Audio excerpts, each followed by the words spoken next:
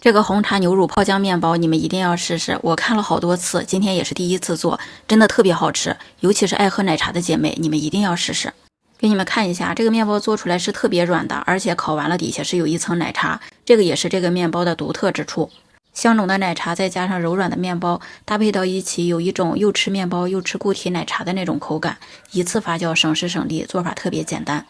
上一個視頻我用的是手揉的方法，好多姐妹也是有廚師機，但是不會用，一直都做不好。我今天再用廚師機做一次，你們如果有廚師機做不好的，那你可以看一下我的方法。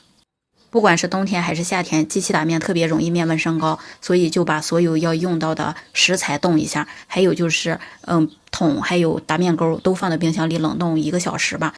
我今天還是用的烫蒸法，烫蒸其實對於沒有廚師機的姐妹也特別適合。如果你不知道怎麼用的話，可以看一下置頂視頻，具體的和面比例我還是打在字幕上。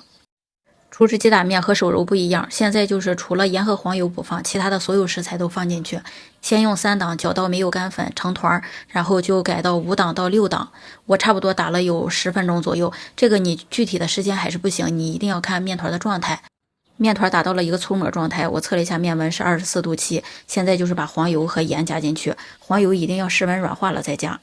還有一個怎麼看面團的狀態，就是這個面你打好了以後，你拉的時候它延展性特別好，不是特別緊。如果特別緊一拉就斷，那就不行。你拉的時候它延展性好，然後能拉開，膜不用特別薄的時候就可以了。加了鹽和黄油以後，還是要改到3檔，我差不多打了有3-4分鐘，看着黄油被面团吸收了，然後我就不敢打了。這會兒面溫就有點升高了，所以咱們再放到冷凍裡凍個半個小時。做面包真的不要怕麻煩，如果你怕麻煩不去冷凍的話，你面溫一升高了，這個做出來肯定是馒頭。面快打好的時候，你觀察一下，這個面能甩起來，它有甩缸的那個聲音，這個時候你可以拉一下膜試一下。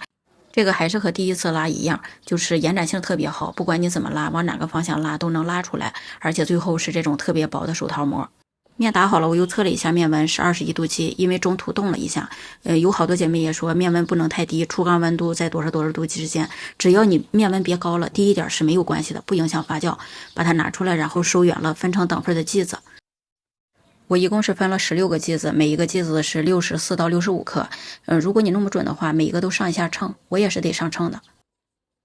在分割的過程中，這個面團也在鬆弛，所以你在搓圓的過程中，你能感受到這個面團鬆弛沒鬆弛好。